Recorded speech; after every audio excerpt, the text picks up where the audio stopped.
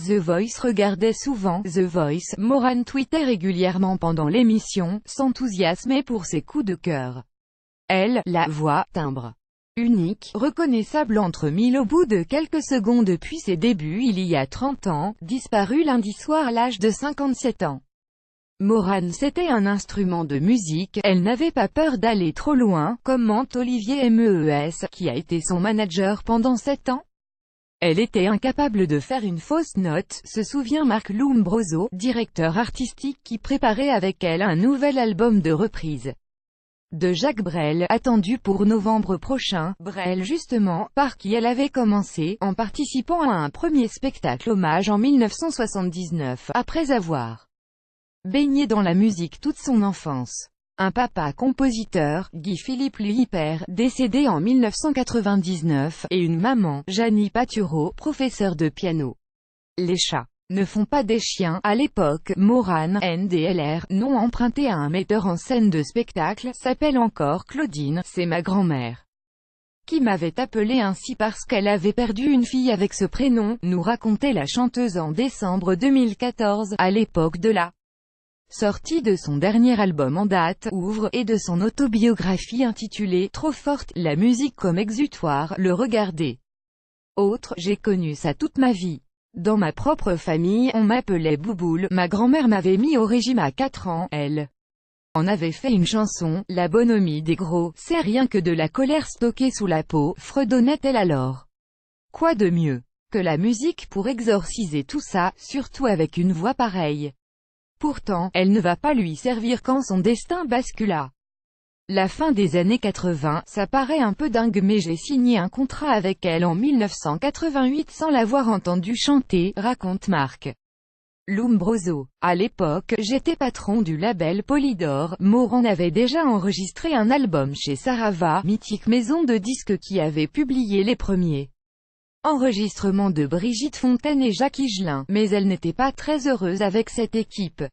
On a pris un petit déjeuner ensemble, et j'ai été immédiatement fasciné par sa personnalité. Ensuite, j'ai entendu une de ses premières chansons qui était déjà sortie, Danser, et je me suis dit merde, c'est une chanteuse de jazz. Travailler avec elle, c'était à la fois joyeux et sportif, mais Moran peut tout faire, c'est tout faire, y compris inventer une nouvelle variété, teintée justement de jazz et incarnée par une chanteuse soul blanche. Une mama pour toutes les mamas, son premier vrai tube, extrait de son deuxième album sorti en 1989, lire aussi plus grand que Moran, en vidéo, ses plus belles chansons et son dernier duo sur scène. Pendant l'enregistrement de ce disque, on s'engueulait souvent en studio, raconte Marc Lombroso. Je lui proposais des chansons qu'elle ne voulait pas interpréter. Elle s'énervait. Je lui disais que j'allais annuler son contrat. Et on se marrait bien aussi. Travailler avec Moran c'était à la fois joyeux et sportif. La chanteuse était capable de refuser d'abord un bijou comme « Sur un prélude de Bach » servi sur un plateau par le compositeur Jean-Claude Vannier avant de se raviser et d'en faire un immense tube en 1991. Dans ce cas, c'était la Moran mélancolique, capable de soigner son spleen en chansons comme sur « Ça casse » ou « Différente quand je chante » où elle conjuguait puissance et émotion, rien que des questions. Des changements de ton, des flous artistiques qui cachent une bombe atomique. Après les bulles du champagne un désir de cocagne. Ce soir, il me faut toucher le ciel me perdre dans le cri d'un gospel, chantait-elle alors. Il y avait aussi un peu d'elle dans « Qui es-tu » Marie-Jeanne, clin d'œil à son personnage de la mythique serveuse automate que lui avait offert Michel Berger en remontant Starmania en 1988. Le rôle commençait à vampiriser son interprète, dis-moi, où je pars, où les lumières m'emmènent tous les soirs, je joue ton histoire, même quand je dors, je te ressemble encore je sais plus où j'en suis, où s'en vont nos vies, tu es moi, je suis toi, tu es dans le décor, grande gueule assumée Moran était tout ça, bonne vivante joyeuse et triste cœur solitaire, j'aime rire, j'aime vivre, mais le noir est aussi là.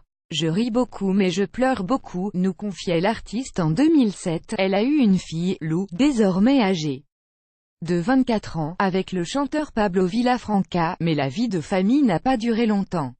Sans doute trop volcanique pour ça, Jean n'aime pas le politiquement correct. Je suis beaucoup plus rock'n'roll que beaucoup qui prétendent l'être, j'ai toujours vécu avec des voyous. Pas des criminels, des gentils voyous. Moi aussi, je suis barge quelque part.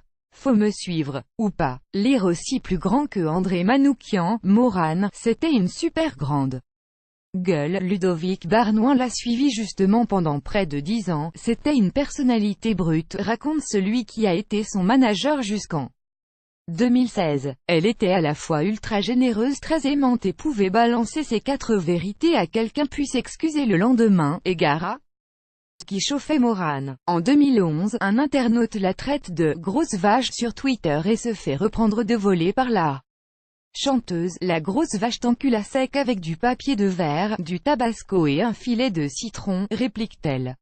On préférait toujours à la grande gueule, l'immense chanteuse pour qui tout le monde ou presque a écrit, Goldman, Lavoine, Escher, Brigitte Fontaine, quand elle chantait, tout le monde s'arrêtait. Parfois, l'interprète se perdait dans toutes ses propositions, acceptait sans doute des compositions pas à la hauteur de son talent. Heureusement, pour peu qu'elle fasse les bons choix, Morane redevenait une artiste en état de grâce. C'était le cas sur Si aujourd'hui, en 2006 ou Ouvre.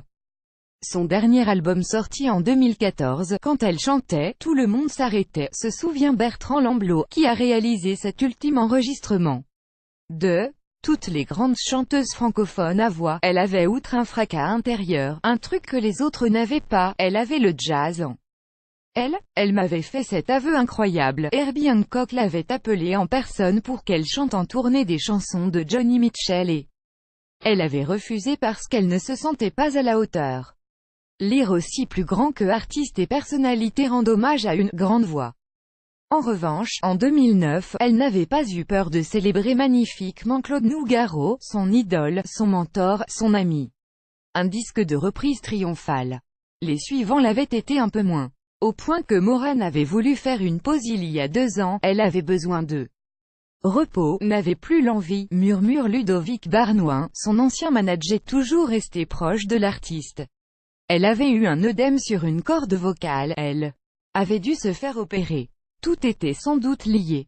Et puis l'envie était revenue ces derniers mois, j'ai dîné avec elle il y a 3 semaines et je l'ai sentie super heureuse de ce nouveau projet de reprise de Brel, sa voix y aurait encore fait des merveilles.